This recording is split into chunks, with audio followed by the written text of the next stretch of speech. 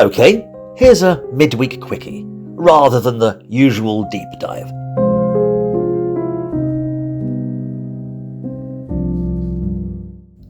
We've all heard of the Great Famine, which wracked Ireland in the 19th century, causing much mortality and displacement.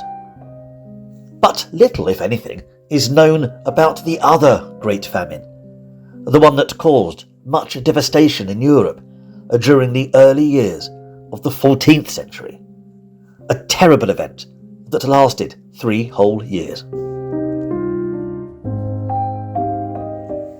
Human suffering is a tragedy, and no matter which way you look at it, whether avoidable or not.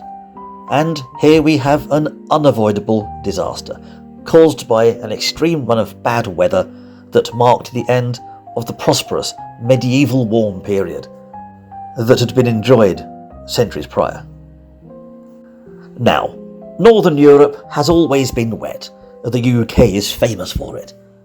Other parts of Europe can also be wet, like Germany. Anyone who's been to the Wacken Open Air Festival is well aware of that fact. France is also no stranger to a downpour, etc. But in a pre-industrial age, where one bad harvest could mean life or death for many poor families, as it is always the poor and destitute who get hit first. Too much rain was terrible. Malnutrition is only a bad harvest away. And in 1315, we are seeing prolonged rainfall that causes the crops to fail year after year. Rivers overflowed, dams broke, there was mass flooding, like in Yorkshire, where the River Foss swept away the ponds. There was much devastation. Nottingham was hit hard. In the fields, wheat and barley were rotting, submerged in rainwater, and animals drowned in the pastures. There was little or nothing anyone could do. The only option for farmers is to mitigate the damage by repairing the ditches and saving as much crop as possible, storing it indoors, under roofs, shielded from the rains. But crops failing one year is bad enough. So when the crops failed again the next year, many died.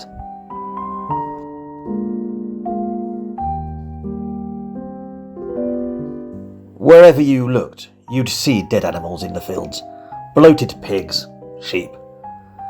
And ruined crops lead to parasites and blights. Those crops stored in shelters had a limited shelf life. They could not be stored forever. People would be battling against rodents or other scavengers, just as hungry as the next. This famine didn't care about class or your upbringing, as King Edward II of England can't even find bread in a town on one noted occasion.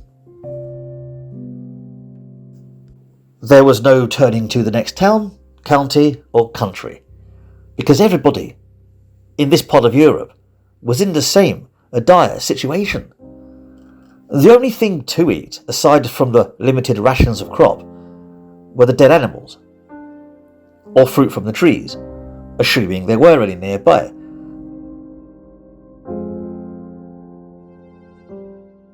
In times of great famine, so often the children are the first to fall victim to malnutrition and disease. The poorest of the poor were even said to have resorted to cannibalism. Others slew their own children to save them from this apocalypse, which was how many perceived it.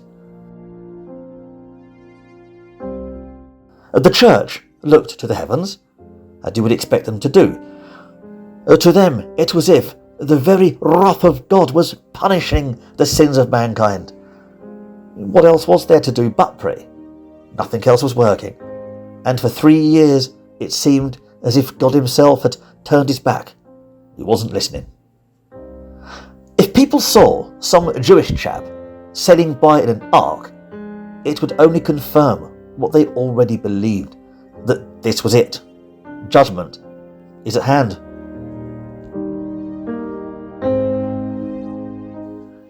With less people to tend the farms, the situation only worsened by 1317. Everything was affected, from the farms to the mills, and whatever food remained would have been terribly expensive, as supply couldn't meet demand. Up to 4 shillings in some places, and in some parts of France, the price of wheat more than tripled. In England, Edward II had to remove taxes from some goods just to alleviate the strain. People were eating tree bark by this point, grass, herbs, weeds, anything to stay alive. Crime was rife as people battled for resources. Truly awful times. Others fell to bronchitis, tuberculosis, as well as the hunger. In some places, such was the death toll that many lay unburied, as there was no one left to bury them.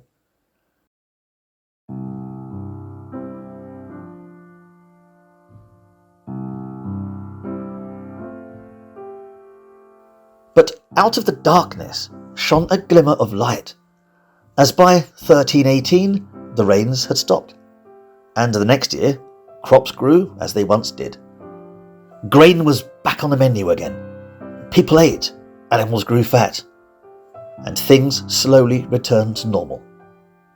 At least by 1321. Still, Europe wasn't out of the woods yet. There would be several wheat famines during the 14th century. A whole string of them. But thankfully, wheat wasn't the only crop available. There was still barley, therefore beer. So at least people were happy. And that concludes the dark tragedy of the Great Famine, an event that amplified many of the problems of that century. But that is another story. Thank you for watching.